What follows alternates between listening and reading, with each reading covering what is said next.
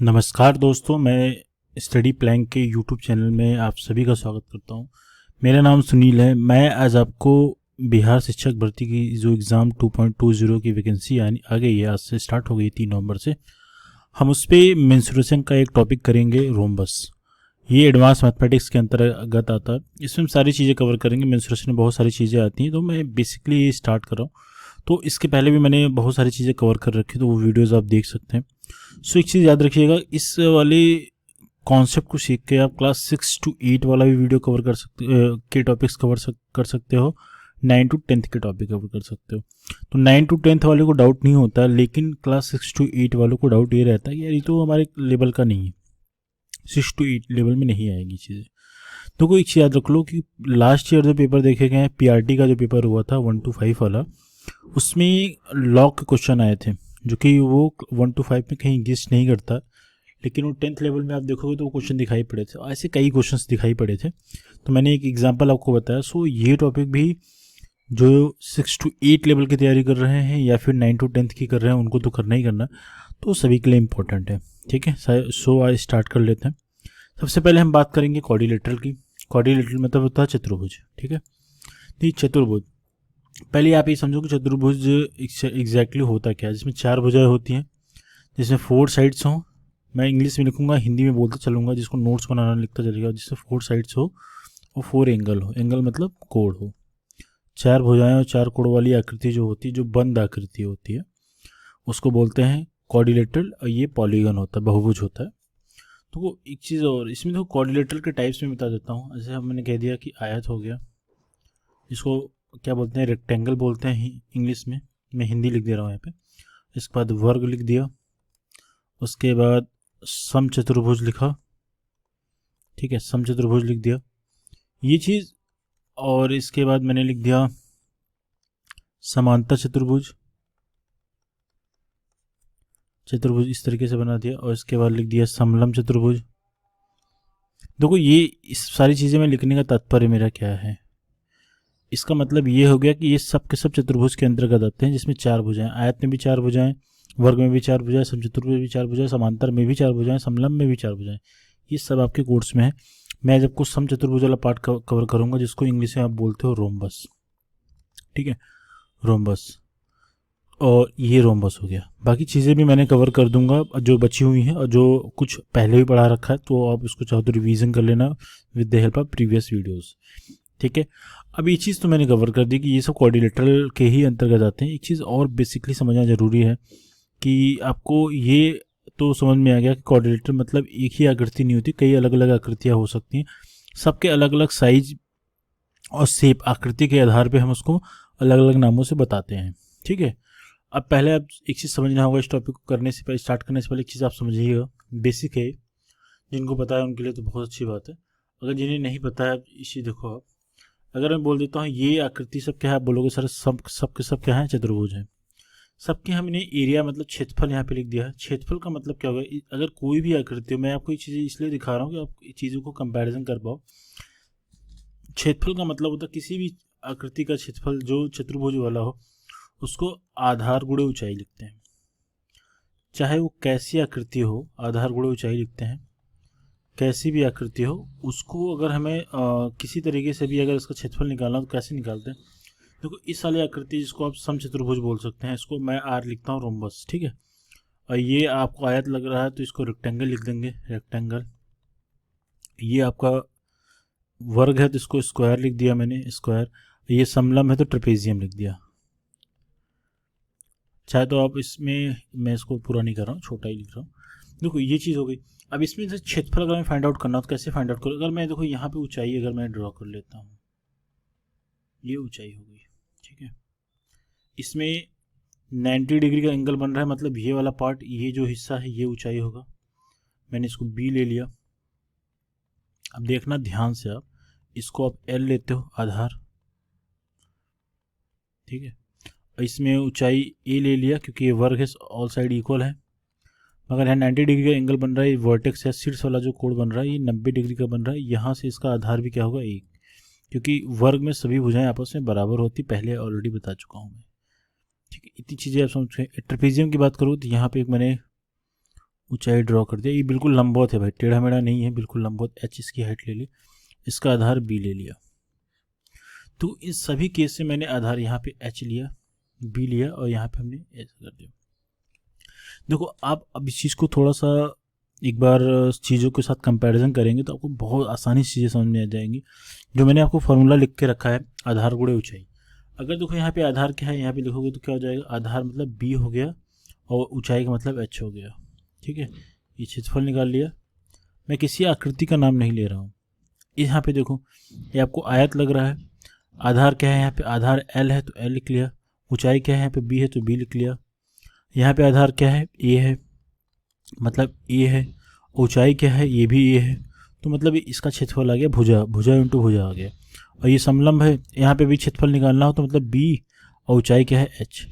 तो एक चीज़ यहाँ पे आप देख पा रहे हैं कि अगर आधार पता हो और उस किसी भी आकृति में जिसमें चार भुजाएं उसमें अगर ऊंचाई पता हो तो उन दोनों को अगर आपस में मल्टीप्लाई कर दिया तो हमें किसी एक विशेष फार्मूले की ज़रूरत नहीं है, फार्मूला ऑटोमेटिक बन के हमें मिल जाता है।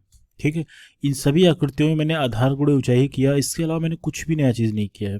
सिर्फ एच और बी एल ए जो हुआ अलग अलग हुआ, क्योंकि हमने उसका नॉमेनक्लेचर इसी तरीके से कर रखा है कि आपको अलग अलग फॉर्म है। इसी को आप पढ़ते हो कि भुजा का स्क्वायर ये वर्ग का क्षेत्रफल होता है ना। यही आप पढ़ते आ रहे हो स्टार्टिंग से। तो ये एक्चुअल में यही चीज़ें हैं, लंबाई गुणे चौड़ाई करते हो, और ये बेस गुणे ऊंचाई हो गया, हाइट हो गया, आधार गुणे ऊंचाई हो गया। तो ये आपको पता रहना चाहिए। ये अंडरस्टैंडिंग समझ में आ गई आपको? ठीक है, वेरी गुड। अब देखते हैं अगर इसका क्षेत्रफल निकालना हो, ये भी इंपॉर्टेंट है। अगर ये नहीं पता रहेगा तो फिर आपको मैं चीज़ें अच्छे से नहीं करा पाऊंगा। तो ये हो गया क्षेत्रफल के बारे में। तो क्षेत्रफल की कंडीशंस क्या है, अगर क्षेत्रफल में अगर ऊंचाई अगर हमें गिवन है, तो किसी त्रिभुज में अगर ऊंचाई गिवन है ना, ऊंचाई तो अलग अलग हो सकती है। आप चाहे तो इस शीर्ष से भी ड्रॉ कर सकते हो, है ना, कहीं से भी ड्रॉ कर सकते हैं, यहाँ से भी कर लिया। ये ऐसे ऐसे ऊंचाई होती है।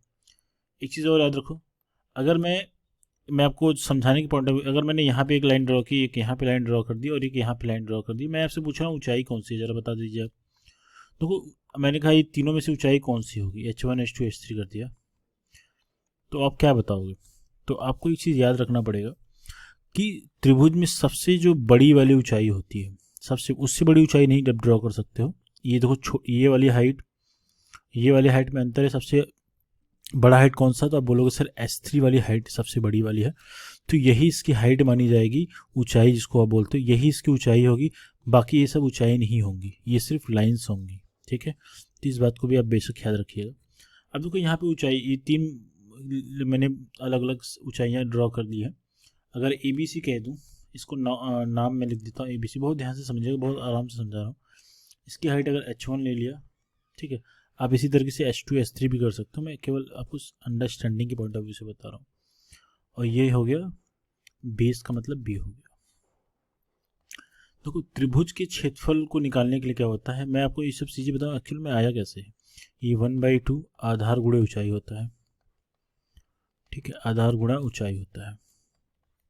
ठीक, अगर आधार गुणे ऊंचाई कर दोगे, किसी भी त्रिभुज, दुनिया का कोई भी त्रिभुज हो, मैं किसी पर्टिकुलर त्रिभुज की बात नहीं कर रहा हूँ, चाहे वो कोई भी त्रिभुज हो, चाहे वो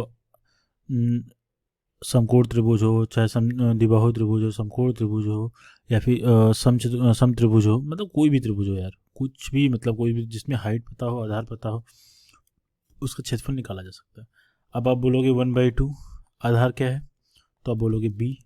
ऊंचाई क्या है, आप बोलोगे H1 हमने लिया है, मैं जनरल के लिए H ले लेता हूँ। तो आधार 1/2 आधार गुणे ऊंचाई, आपको ये पता रहना चाहिए। ठीक है, एक चीज़ और देखो, अगर मैंने कह दिया इसकी साइड दोनों भुजाएं गिवन है, यहाँ का कोण दिया हुआ है, इसका क्षेत्रफल, ये भी मैं बहुत यूज करूँगा, फ्रिक्वेंटली यूज करूँगा। तो इस स्थिति में क्या होता है जरा बताओ, 1/2, दोनों भुजाएं सेम है, चाहो तो मैं B कर सकता हूँ, आप चाहो तो हमें B लिखा जा सकता है। तो दोनों भुजाओं का गुणनफल कर दिया, गुणे साइन थीटा, है ना।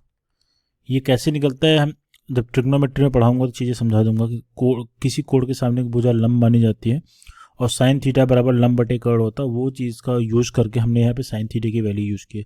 क्योंकि मैंने आपको अभी एडवांस में ट्रिग्नोमेट्री नहीं कवर किया, तो मैं आपको वो चीज़ें नहीं बता सकता। तो कोई बहुत से लोग होंगे जिनको समझ में शायद ना आए। ठीक है, तो क्षेत्रफल का मतलब हो गया, तो कोई पता रहना चाहिए कंडीशन, अगर ए है तो A² साइन थीटा हो जाएगा। ये बात समझ में आई, ये बेसिक चीज़ें हैं। एक चीज़ और समझाने की कोशिश करता हूँ, देखो ये त्रिभुज है, मैंने बोला कि 1/2 बेस गुणे 1/2 आधार गुणे ऊंचाई, मतलब A B sine A B ही क्यों है, आधार गुणे ऊंचाई। एक जस्ट मिनट, बी एच ही क्यों आया, तो आपको मैं सिंपली समझाने की कोशिश करता हूँ, बहुत ध्यान से देखना। अगर ये मान लो ये इसकी ऊंचाई h है, ठीक है, इसकी ऊंचाई h है, इसका आधार b है। बहुत ध्यान से देखना, बहुत अच्छे से क्रिस्टली आप समझ जाओगे, दोबारा फिर वीडियो देखने की कभी ज़रूरत नहीं पड़ेगी। ये h है और ये b है, ठीक है, ये समझ में आ गया। देखो दोनों का क्षेत्रफल आप बोलोगे सर यही आएगा, दोनों का क्षेत्रफल जो आएगा सेम यही आएगा, कोई बदलाव नहीं होगा, क्योंकि ये दोनों त्रिभुज एक जैसे लग रहे हैं। एक जैसे का मतलब हम सर्वांग भी कह सकते हैं। सर्वांग सम का मतलब होता है एक जैसे की कॉपी, है ना। अब देखो मैं आपको चीज़ें समझाने की कोशिश करूंगा। इसका क्षेत्रफल 1/2, इसका क्षेत्रफल 1/2 बेस गुणे हाइट ऊंचाई, इसका भी 1/2 आधार गुणे ऊंचाई। अगर मैं इन दोनों को अगर मैं इस तरीके से लिख दूं, ध्यान से देखो, ऊंचाई हट जाएगा, इसको मैं यहाँ पे रख के थोड़ा सा इसको रोटेट करता हूँ, ये चीज़ देखो, अगर मैं एक के ऊपर एक रख देता हूँ तो ये देखो चतुर्भुज का निर्माण कर रहा है। मैं बिल्कुल सटा नहीं रहा हूँ, इस तरीके से कर दिया, ये आपस में सटा कर दिया जाए तो आपको पता है इसका जो क्षेत्रफल आएगा 1/2 आधार गुणे ऊंचाई, इसका भी क्षेत्रफल 1/2 आधार गुणे ऊंचाई आएगा कि नहीं। अगर ये आधा है, हाफ है, 1/2 का मतलब आधा, आधा बी एच, आधा बी एच, अगर दोनों को एक साथ जब आप मिला दोगे तो बन जाएगा चतुर्भुज। तो आधा प्लस आधा ही तो करोगे, अगर इसका क्षेत्रफल अगर चतुर्भुज का आप निकालना तो बोलोगे सर आधा और जोड़ दो आप, है ना। तो आधा प्लस आधा करोगे तो क्या हो जाएगा, पूरा एक कंप्लीट हो जाएगा, तो ये बी एच हो जाएगा। इसलिए बोलता हूँ चतुर्भुज का क्षेत्रफल बी एच होता है, बेस गुणे ऊंचाई। ये बात समझ में आई, बहुत ही आराम से समझा रहा हूँ, अगर जिसको डाउट होगा भाई वो कमेंट करेगा। मैं चीज़ें चाहता हूँ बिल्कुल क्रिस्टल क्लियर हो जाए, आप कहीं फंसो ना चीज़ों को लेके। एक बात और समझाने की कोशिश करूँगा आपको, ये देखो ये चीज़ आप देखिए, इसमें बहुत वेरी इंपॉर्टेंट चीज़ें बता रहा हूँ। देखिए इसमें मैं क्या कह रहा हूँ कि अगर ये मान लो सबसे बड़ा, अगर मान लो ये वाली भुजा जो ये कोण है मान लो 60 डिग्री है, ठीक है, मैं समझाने की कोशिश कर रहा हूँ। ये कोण है 45 डिग्री, ये बस समझाने की पॉइंट ऑफ व्यू से मान लो 30 डिग्री है, ठीक है। अब मैं आपसे कह रहा हूँ सबसे बड़ी भुजा क्या होगी, सबसे बड़ी भुजा मैं पूछ रहा हूँ, तो एक चीज़ याद रखना, सबसे बड़ा जो कोण होगा, जो बड़े कोण के जो कोण लिखा जाएगा, बड़े कोण के सामने सबसे बड़ी भुजा होती है, इस बात को याद रखना। सबसे बड़ी भुजा, बड़ी भुजा, देखो ये चीज़ें आपसे थियोरेटिकली वे में आपसे डायरेक्टली क्वेश्चन पूछा जा सकता है। इसके अब एक चीज़ आप ये भी कहोगे सर सबसे छोटा कोण के, सबसे जो छोटा कोण होगा, सबसे छोटे कोण के सामने सबसे छोटी भुजा होगी, सबसे छोटे, छोटा लिखने में टाइम लगता है, छोटे कोण के सामने क्या हो जाएगी, सबसे छोटी भुजा होगी।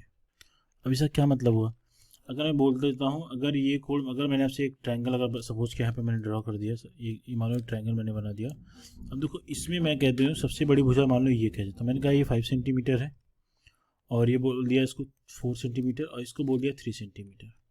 अब आपसे क्वेश्चन पूछ लूँ सबसे बड़ा कोण क्या होगा, तो आप सिंपली जवाब दोगे सबसे बड़ी भुजा के सामने जो कोण बनेगा वो सबसे बड़ा होगा, ये सबसे बड़ा होगा, ठीक है। ये 2 थीटा हो जाएगा सपोज किया, या थीटा कोई वैल्यू है, मतलब ये सबसे बड़ा कोण ये होगा।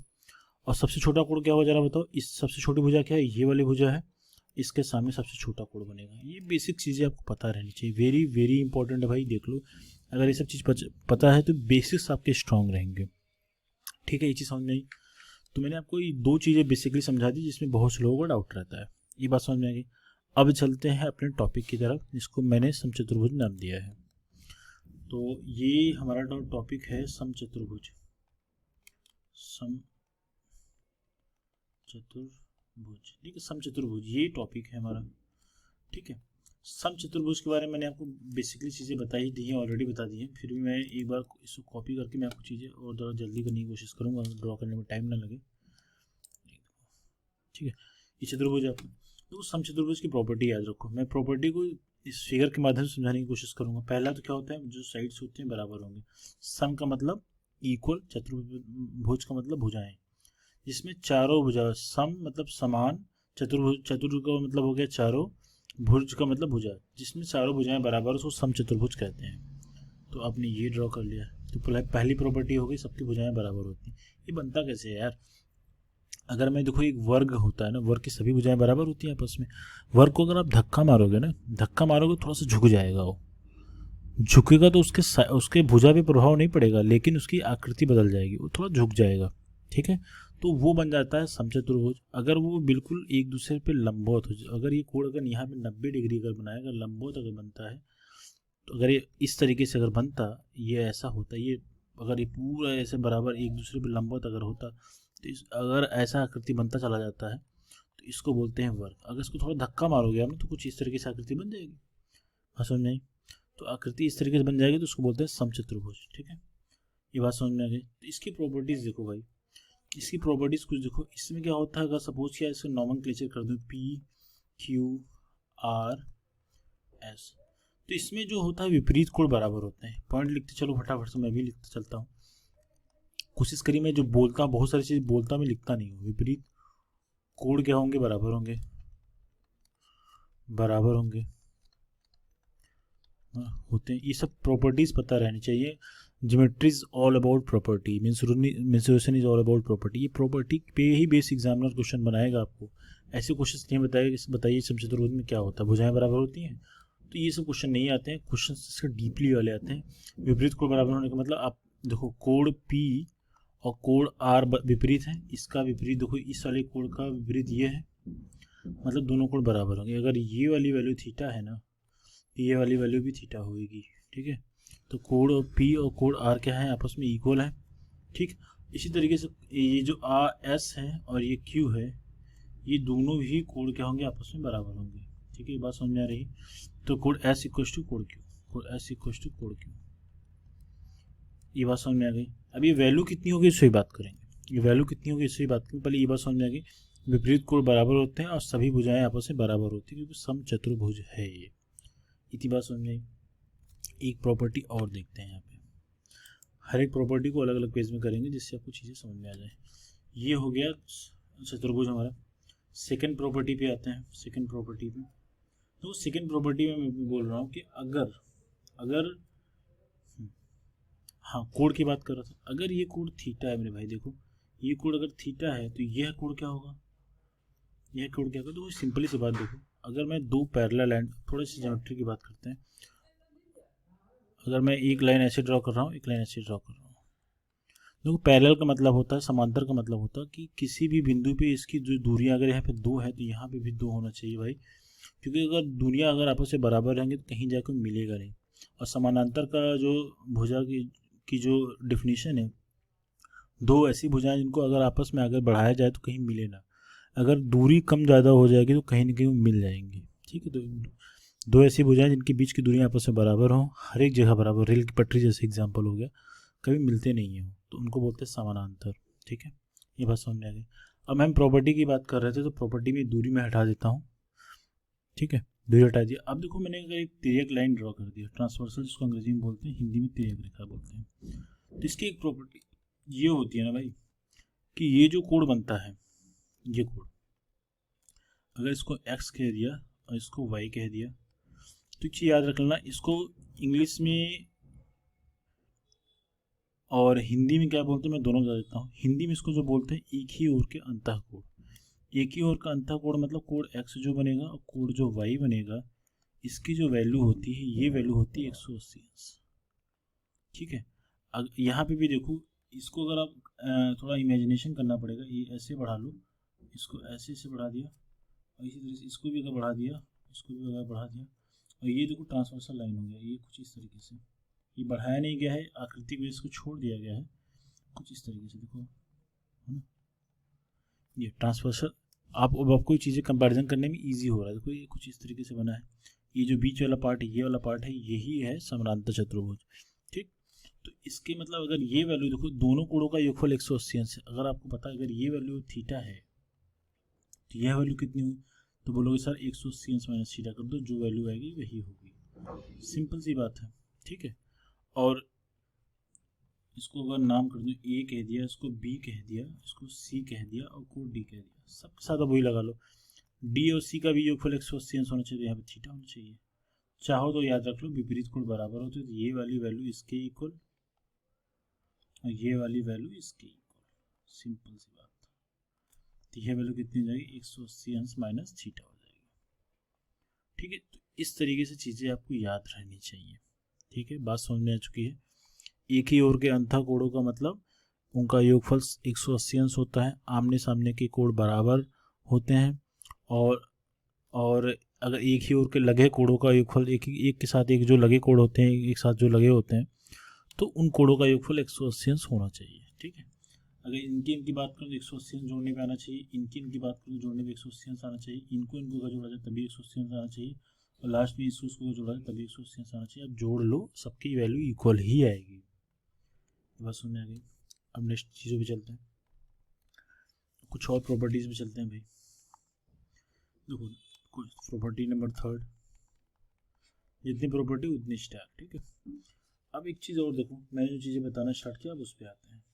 ठीक, अगर मैं बोलता हूँ आपसे, अगर ये चीज़ आप समझ पाओगे, अगर एक मिनट मैं पहले इस चीज़ को बना ही देता हूँ, जस्ट कंट्रोल पे फटाफट थोड़ा सा करने की कोशिश करूँगा, लोगों को टाइम बहुत कीमती है यहाँ पे।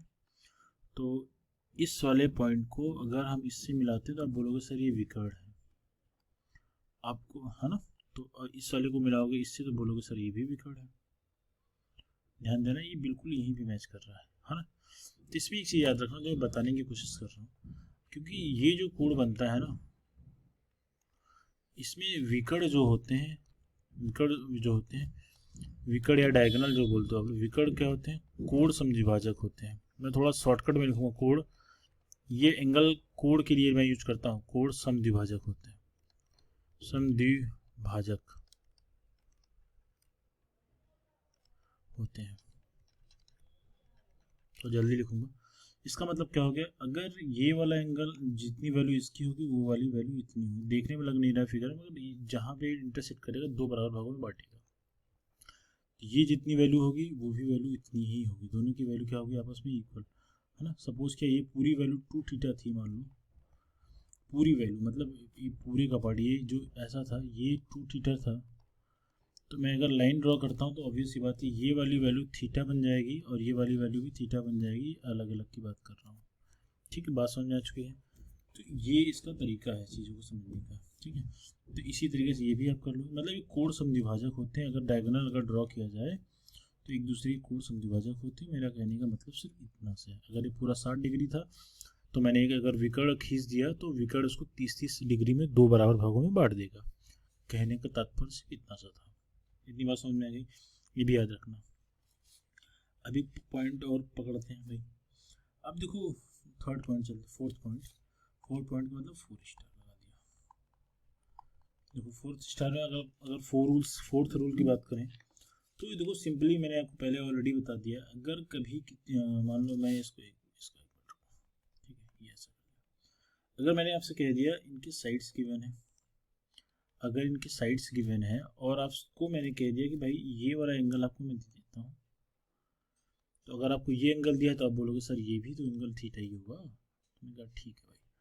अब इस वाली कंडीशन में अगर क्वेश्चन में आपको थीटा ही देखे, आपसे इसका एरिया मतलब क्षेत्रफल पूछे, तो कैसे क्वेश्चन फाइंड करोगे। तो सिंपली सा एक सिंपल सा तरीका है, इस वाले पॉइंट को क्या करो, इस वाले पॉइंट को आपस में मिला दो, बिल्कुल इस वाले यहाँ पे मिलता है, इस वाले पॉइंट को मिलाओगे तो दो त्रिभुज बनेंगे, जैसे पहले मैं दिखा चुका हूँ। अब ये क्वेश्चन ऐसा ही हो गया जैसे मैंने आपको बताया था कि इस तरीके से जो अभी जस्ट पीछे बताया था, अगर ये वैल्यू ए है, ये वाली वैल्यू ए है और ये वाली वैल्यू थीटा है, इसकी जो अगर वैल्यू निकाली जाए ना तो ये 1/2, तो ये होता था क्या, इसको हम लिखते थे a इंटू ए, अगर ये बी था तो ए बी साइन थीटा लिखते थे। तो ये चीज़ मैंने आपको बता दिया था। इसके हिसाब से अगर इसका क्षेत्रफल निकालोगे क्या हो जाएगा, 1/2 ए इंटू ए, मतलब दोनों साइड अगर सेम है तो उसको ए इंटू ए लिखोगे, आप साइन थीटा लिखोगे, है ना। तो या फिर 1/2 ए स्क्वायर साइन थीटा लिखोगे। इसी तरीके से इसका भी क्षेत्रफल निकालोगे, आप बोलोगे सर 1/2 ए स्क्वायर साइन थीटा लिखोगे। ठीक है, दोनों को जोड़ोगे, ये हाफ ए स्क्वायर साइन थीटा है, ये हाफ ए स्क्वायर साइन थीटा है, हाफ प्लस हाफ जोड़ोगे तो एक बन जाएगा, और दोनों को जोड़ के जब इसका क्षेत्रफल निकालोगे मेरे भाई, इसका जो क्षेत्रफल आएगा ये आ जाएगा ए स्क्वायर साइन थीटा जो कि इसका क्या हो जाएगा, क्षेत्रफल हो जाएगा। ये मुझे समझाने की जरूरत, आई थिंक आप सब लोग खुद से फार्मूला जनरेट कर सकते हैं। मैं फार्मूला याद नहीं, फार्मूला बनाना सिखा रहा हूँ आप लोगों को, ठीक है। अगर ये चीज़ समझ में अगर आ गया तो दुनिया का कोई भी मेंसुरेशन होना, आप इसको ईजिली इसका आंसर निकाल पाओगे, फार्मूला बना सकते हो। और फिगर कितना भी क्रिटिकल आ जाए आप उसको सॉल्यूशन निकाल ले जाओगे, बस चीज़ें पता रहनी चाहिए आपको डीपली। ये बात समझ में आ गई। इसको प्रूफ भी किया जा सकता है, मगर इतने हम झमेले में नहीं जाएंगे क्योंकि प्रूफ हमसे नहीं पूछा जाता, ठीक है। एक चीज़ और देखो आप भाई, अगर हम थोड़ा सा तेज करने की कोशिश करेंगे क्योंकि कुछ लोगों की टाइम कीमती है भाई। ये क्या है, ये 5 स्टार है, मैं 5 स्टार इस तरीके से जल्दी लिखूंगा थोड़ा सा। ये 5 स्टार मतलब 5 पैटर्न है। अब देखो एक चीज़ याद रखो, अगर इस चीज़ को हम इस वाले विकर्ण को अगर आपस में मिला दें, इस वाले विकर्ण को आपस में मिला दें, तो ये प्रॉपर्टी जानना, ये वेरी इंपॉर्टेंट प्रॉपर्टी है। इस प्रॉपर्टी में अगर हमने मान लिया, अगर ये पी क्यू आर एस कर लिया, इसको पी क्यू आर एस कर दिया, पी क्यू आर एस कर दिया, इससे मैंने बोल दिया एस क्यू, मतलब अगर फर्स्ट विकर्ण अगर ले लिया, दो विकर्ण है सब, किसी को पी आर को मैंने एस फर्स्ट डायगोनल लिख लेता हूँ, फर्स्ट विकर्ण लिख लेता हूँ। जब फर्स्ट विकर्ण है जिसको हम पी आर बोलते हैं, है ना, फर्स्ट विकर्ण पी आर ले लो या फिर एस कुछ भी ले लो, इसको मैंने डी वन मान लिया, डी फॉर डायगोनल। इसी तरीके से सेकंड वाला ले लिया और एस क्यू हो गया है, इसकी जो वैल्यू हमने डी टू ले लिया। अब देखो प्रॉपर्टी देखने की, ये तो मैंने एजम्पशन किया है, इसमें जो हमें याद रखना है, जो चीज़ें पता रहनी चाहिए, वेरी इंपॉर्टेंट है। देखो भाई, इसको हमने डी वन मान लिया है, इस वाले को डी वन माना है और इस वाले को डी टू माना है। तो पहला पॉइंट आप लिखोगे जो कि इंपॉर्टेंट है, पहला पॉइंट लिखोगे, अगर मान लो इसको ओ पॉइंट पे इंटरसेक्शन करता है, प्रतिच्छेद करता है, तो याद रख लेना P O is equal to O R होगा, ठीक है। इक्वल टू हम लिख सकते हैं पी आर बटे 2, ठीक। अगर इसको ले सकते हैं डी वन बाई टू ले सकते हैं, समझ में आ गया। इसका मतलब हो गया, अगर किसी विकर्ण, दो विकर्ण अगर समचतुर्भुज में दिए गए हों, अगर प्रतिच्छेद किसी एक पॉइंट पे कर रहे हैं, इस वाले पॉइंट पे कर रहे हैं, तो ये विकर्ण को दो बराबर भागों में बांटेगा, मतलब इसकी जो वैल्यू है इसके इक्वल हो जाएगी, इसी तरीके से इसकी जो वैल्यू होगी इसके ही बराबर हो जाएगी, है ना।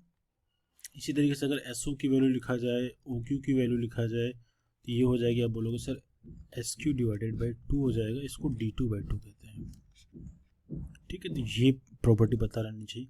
विकर्ण अगर एक दूसरे को इंटरसेक्ट करेंगे तो दो बराबर भागों में अपने एक दूसरे को बांटेंगे। ये फर्स्ट पॉइंट हुआ। इसका बी वाला पॉइंट लिखो आप। बी वाले पॉइंट में मैं बता रहा हूँ कि जहाँ भी इंटरसेक्ट करते हैं ये 90 डिग्री का एंगल क्रिएट करते हैं, है ना। At the point of intersection, at the point of intersection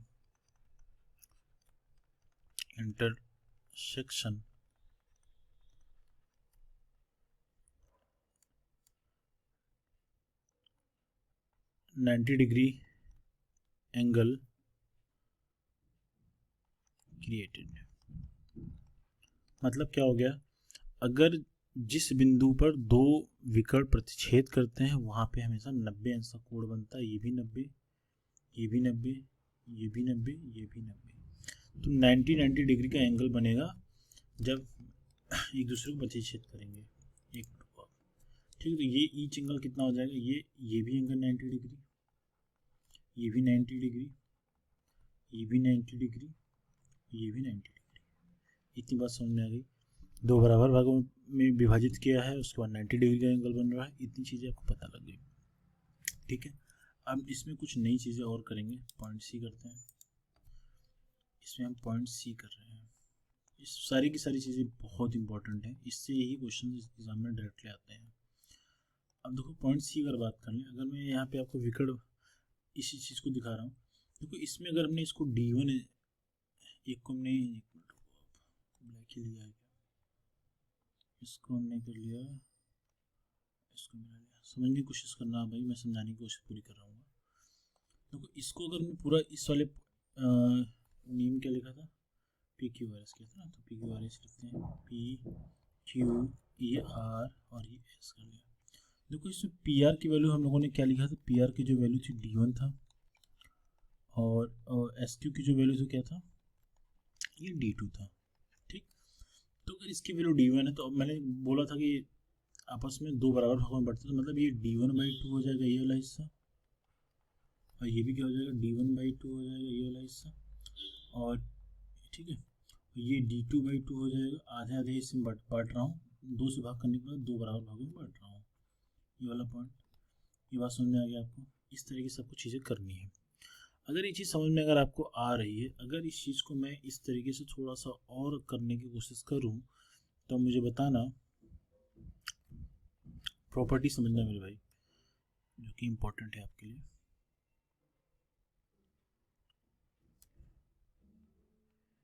अगर मैं इसको कुछ इस तरीके से बना रही हूँ, बिल्कुल स्ट्रेट लाइन है, मैं थोड़ा सा इसको हटा ही देता हूँ, कुछ लोग को डाउट ही रहेगा इसमें। ये बिल्कुल स्ट्रेट लाइन मान के चलना है, समचतुर्भुज है, ठीक है। अगर मैं इसमें से ये वाला हिस्सा काट के अलग कर देता हूँ कुछ इस तरीके से, अगर मैं काट के अलग कर देता हूँ और मैं इसको थोड़ा सा हटा देता हूँ, ठीक है, इसको हटा दिया, और इसमें इस वाले जैसा बना हुआ मैं वैसे ही बना रहा हूँ, तो आप बोलोगे सर इसमें तीन त्रिभुज, एक त्रिभुज ये, एक त्रिभुज ये, एक त्रिभुज ये दिख रहा है, तीन त्रिभुज दिख रहे हैं, ठीक है, तीन त्रिभुज दिख रहे हैं। इसमें ये वाला पार्ट हमने ये वाला हिस्सा थोड़ा सा काट के अलग से दिखा दिया आपको, जिससे आपको चीज़ें समझ में अच्छे से आए। इसको मैंने अलग कर लिया है, अगर जब आप इसको थोड़ा प्रेस करोगे तो ये फिट हो जाएगा, उसमें पूरा चतुर्भुज बन जाएगा। अगर इस वाले को थोड़ा सा मैं अगर मैं इसका ओरिएंटेशन चेंज कर दूँ, इसको थोड़ा सा घुमा के अगर मैं इस तरीके से रखूँ तो कुछ इस तरीके से बनेगा भाई। आपको पता है प्रत्येक भुजाएं बराबर होती है, तो मैंने इसको ए ले लिया, तो ये वाली भुजा ए हो जाएगी, और ये वाली वैल्यू मैंने आपको ऑलरेडी बता रखा है 90 डिग्री होता है, मैंने आपको ऑलरेडी बता रखा है, ये प्रत्येक 90 डिग्री होगा, प्रत्येक 90 डिग्री मतलब ये सारी की सारी वैल्यू 90 डिग्री पे ही कटेंगी, ये चीज़ आपको मैंने ऑलरेडी बता रखा है। ये चीज़ देखो 90 डिग्री, इसका बेनिफिट क्या होगा मैं आपको बता दूं, मैंने आपको ये चीज़ देखो, इसकी वैल्यू अगर आप देखोगे, इसकी वैल्यू d1/2, इसकी वैल्यू d2/2 है ना। अब हमें चाहिए भुजा ए की वैल्यू। क्वेश्चन आपसे ये पूछेगा, दो विकर्ण दे देगा, आपसे पूछता है इसकी भुजा बताइए, चतुर्भुज की भुजा ज्ञात करें। तो कैसे ज्ञात करते हैं पहले आपको समझा देता हूँ। भुजा ज्ञात करने के लिए क्या करोगे आप, सिंपल सी बात है, आपको पाइथागोरस थ्योरम पता है, तो पाइथागोरस थ्योरम है, राइट एंगल ट्रायंगल में लगता है, RAT मतलब समकोण त्रिभुज में लगता है, ये बात जानना। इसमें जो हाइपोटेन्यूज मतलब विकर्ण का जो स्क्वायर होता है, आधार का स्क्वायर प्लस लंब का स्क्वायर, जिसको परपेंडिकुलर बोलते हैं, तो ये चीज़ होता है, आप ये समझ लेना। आधार प्लस ऊंचाई का जो स्क्वायर होता है, आधार का स्क्वायर प्लस ऊंचाई का स्क्वायर होता है, वो उसके विकर्ण के स्क्वायर के बराबर होता है, इसको बोलते हैं पाइथागोरस थ्योरम, ठीक है। पाइथागोरस थ्योरम किसी त्रिभुज में अप्लाई करना, वो 90 डिग्री के कोण पे जिसमें बनता है त्रिभुज में, उसी पे अप्लाई कर सकते हो, अदरवाइज कहीं नहीं लग सकता है। ये बात समझ में, अगर चीज़ समझ में आ गई, अगर यहाँ से अगर हम इसकी भुजा की वैल्यू निकालें, है ना, भुजा जिसको हमने ए माना है, अगर ए की वैल्यू निकालोगे तब बोलोगे सर इसका हाइपोटेन्यूज 90 डिग्री के सामने क्या हो जाएगा, ये सबसे बड़ी भुजा हो जाएगी। तो सबसे बड़ी त्रिभुज में जो भुजा होती है उसको बोलते हैं विकर्ण। त्रिभुज में सबसे बड़ी जो भुजा रहेगी हमेशा याद रखना, उसको विकर्ण बोलते हैं। बाकी दो भुजाएं होती हैं, आधार और ऊंचाई में अलग अलग होती हैं। आधार ऊंचाई कभी फिक्स नहीं होता, कभी ऊंचाई आधार होता है, कभी आधार ऊंचाई हो जाता है, डिपेंड करता है कंडीशंस क्या है, ठीक है। तो बोलोगे सर इसका स्क्वायर कर दिया प्लस d1, मतलब ये बेस क्या है यहाँ पे d1/2 है, तो d1/2 का स्क्वायर किया, और ये क्या हो जाएगा दूसरा क्या है d2/2, ये तो करोगे आप, स्क्वायर कर दिया। अब इसको जब सॉल्व करोगे मेरे भाई ना, जब इसको ए स्क्वायर की वैल्यू निकालोगे तो क्या हो जाएगा d1² / 4 प्लस d2² / 4 कर दोगे, ऐसे करोगे। अब ऐसा पता है तो अगर ए की वैल्यू निकालना हो तो क्या हो जाएगा, ये अंडर रूट हो जाएगा, d1² / 4 प्लस d2² / 4 हो जाएगा। अब इसको और सिंप्लीफाई करोगे तो 1/4 बाहर आएगा, तो ये 1/2 हो जाएगा, ये under root d1² plus under root d2² हो जाएगा। ये यही चीज़ होगा, मतलब भुजा की जो वैल्यू आएगी किसी त्रिभुज में, किसी समचतुर्भुज में, अगर इसकी वैल्यू का निकालना, जब अगर हमें विकर्ण गिवन हो तो इसकी जो वैल्यू होती है ऑलवेज याद रखना, d1² plus d2² under root में यहाँ पे 1/2 लगा लेते हैं, ये आपको याद रख लेना। ये वेरी इंपॉर्टेंट है, इससे क्वेश्चन एग्जाम में बने हैं, मैंने आपको प्रूफ के साथ दिखा दिया कि कैसे ये चीज़ हमने प्राप्त कर ली। तो इसी तरीके से इसके लिए भी इक्वल है, क्योंकि ये भी इसकी भुजा बराबर है, इसकी भी भुजा बराबर है, इसकी भुजा बराबर है। एक पता कर लिया, चारों की पता लगा सकते हो।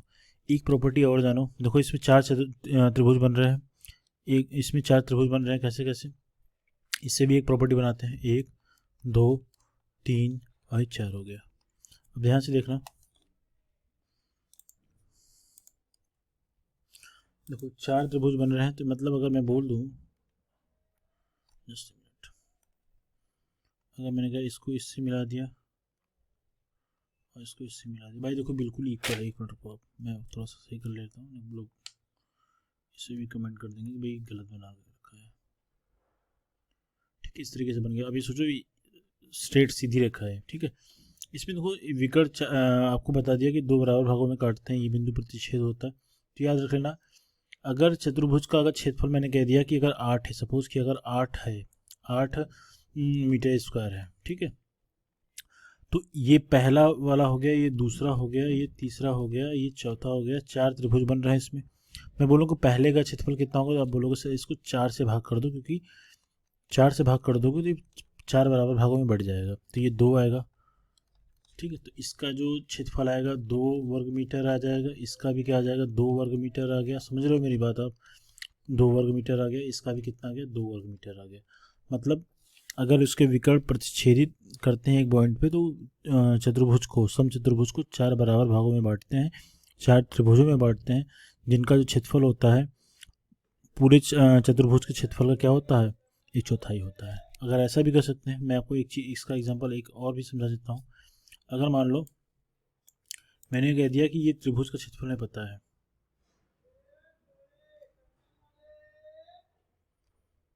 इसका क्षेत्रफल मैंने कह दिया कि इसका क्षेत्रफल मैंने कह दिया 5 वर्ग मीटर है, तो पूरे चतुर्भुज का क्षेत्रफल बताओ, समचतुर्भुज का क्षेत्रफल बताओ। तो आप कहोगे सर एक का पता है हमें, एक का पता है, इसमें 4 और बनेंगे। अब मैं थोड़ा सा इमेजिन कराने की कोशिश करूँगा, इसमें 4 और बनेंगे, तो इसका 4 गुना कर देंगे।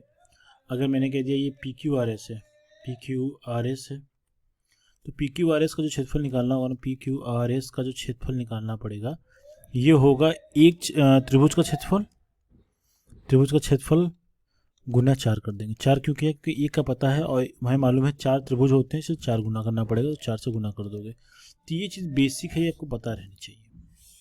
ऐसे भी क्वेश्चन एग्जाम में आपसे थ्योरी फॉर्म में पूछे जा सकते हैं। अगर चतुर्भुज का क्षेत्रफल दिया तो त्रिभुज का क्षेत्रफल निकालना है तो क्या करोगे, क्या करोगे, चतुर्भुज के क्षेत्रफल में समचतुर्भुज का क्षेत्रफल को क्या कर दोगे, 4 से भाग कर दोगे। 4 से भाग कर दोगे तो ये वाली वैल्यू में पता लग जाएगी, ठीक है। तो ये चीज़ समझाने की कोशिश मैं आपको कर रहा हूँ, ठीक। ये बात समझ में आ गई, ठीक, ये चीज़ समझ में आई। अब क्या कर लेते हैं, इतनी बात अगर समझ में आ चुकी है, अब देखते हैं विकर्णों का यूज करके, ठीक है। तो विकर्ण का अगर हम यूज करके क्षेत्रफल निकालें, जो भी स्टार चल रहा है, मुझे लगता है 8 या 9 स्टार चल रहा होगा, जो भी चल रहा है आपको पता होगा, ठीक है। अगर मैं बोल रहा हूँ कि अगर विकर्ण गिवन है, अगर D1 and D2 are given, and D1 का मतलब D1 मतलब पहला विकर्ण और D2 मतलब दूसरा विकर्ण अगर दिया है, गिवन है मतलब दिया गया है, देन क्षेत्रफल क्या होगा, देन एरिया क्या होगा। देखो सिंपल सी बात है, आप लोग को सबको समझ में आ चुका है। अगर इस तरीके से चीज़ें गिवन है और हमें क्षेत्रफल निकालना है, तो कैसे फाइंड आउट करते हैं, मैंने आपको ऑलरेडी सारी चीज़ें बता रखी हैं, थोड़ा सा आपको आइडिया देने की कोशिश करूँगा। और बहुत से लोग होंगे जो इसको कर भी पाएंगे, अपने से ही कर लेंगे। ये ऐसे मिला दिया, इस चीज़ को ऐसे इस तरीके से मिला दिया, क्योंकि हमें विकर्ण की सहायता से इसका क्षेत्रफल निकालना है, पूरे इस आकृति का निकालना है। समचतुर्भुज, इसकी प्रत्येक भुजाएं आपस में बराबर है, ठीक है।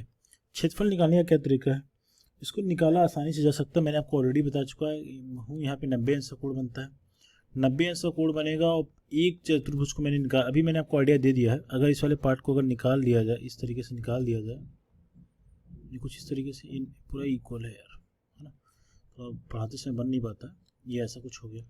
अब इस चीज़ को 90 डिग्री में पता है, आपको मैंने पहले बताया था, ये एक मिनट, ये D1/2 है, ये D2/2 था, है ना। मैं सिर्फ इस वाले हिस्से की बात कर रहा हूँ, ये इस वाले हिस्से की बात कर रहा हूँ, क्योंकि मुझे अभी इन चीज़ों का यूज करके चीज़ों को समझना है। ये D2/2 था, ये D1/2, ठीक है।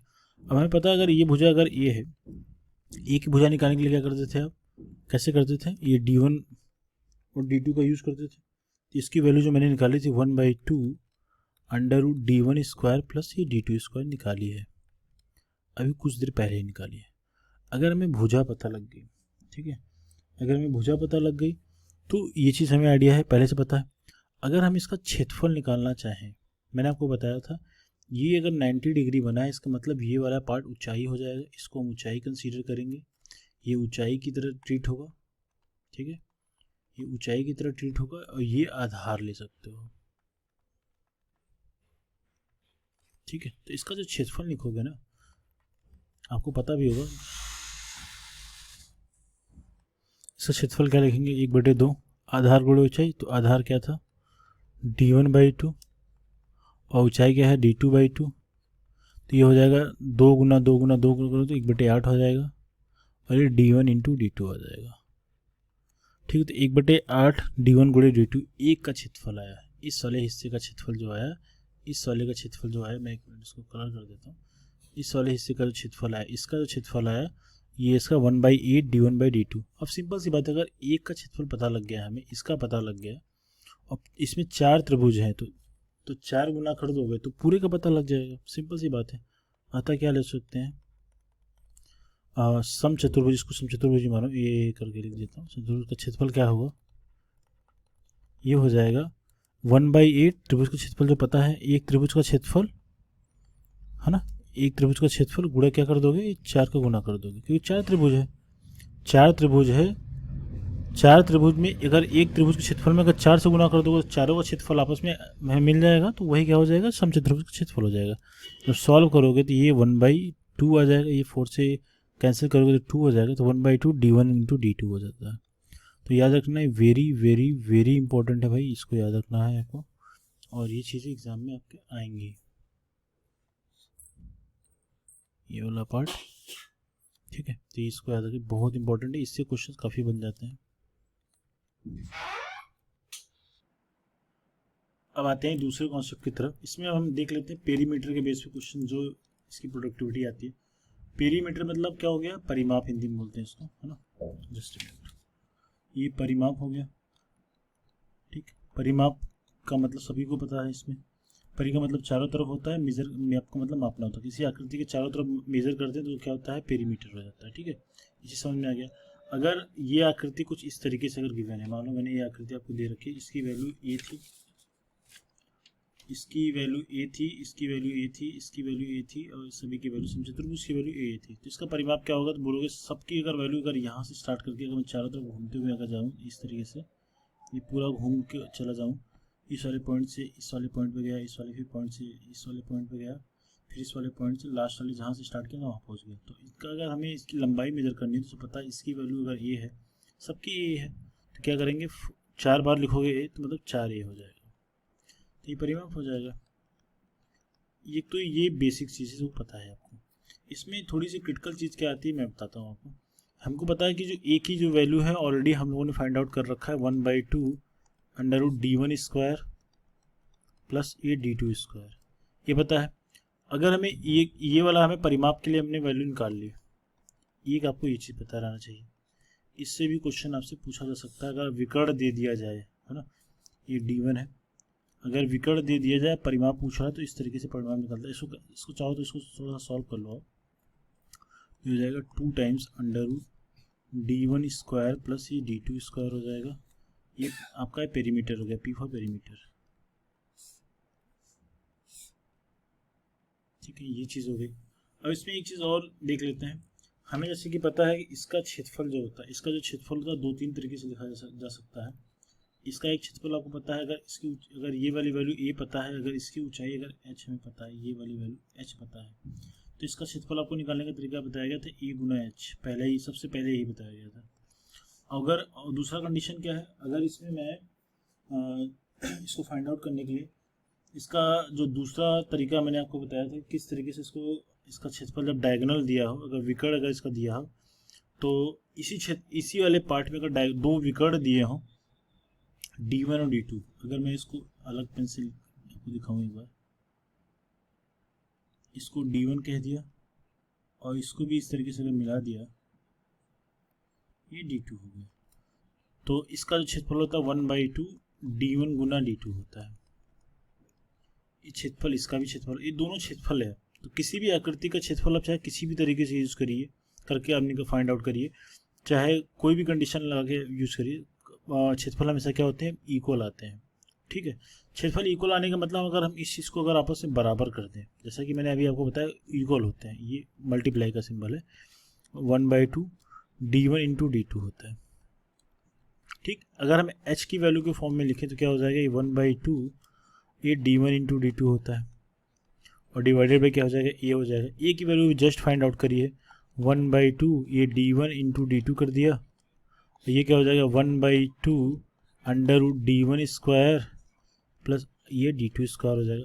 अब इसमें अगर आप इसको सॉल्व करेंगे तो ये वाली वैल्यू और ये वाली वैल्यू आपस में कैंसिल आउट हो रहा है, तो कैंसिल कर दो। इसकी एग्जैक्ट जो वैल्यू आएगी D1 D2 √D1 स्क्वायर और ये D2 स्क्वायर, ये h के फॉर्म में वैल्यू है। ये भी एग्जाम में आपसे पूछा जा सकता है, ये थ्योरेटिकल फॉर्म के तौर पे ही पूछ लेता है कभी कभी एग्जाम में।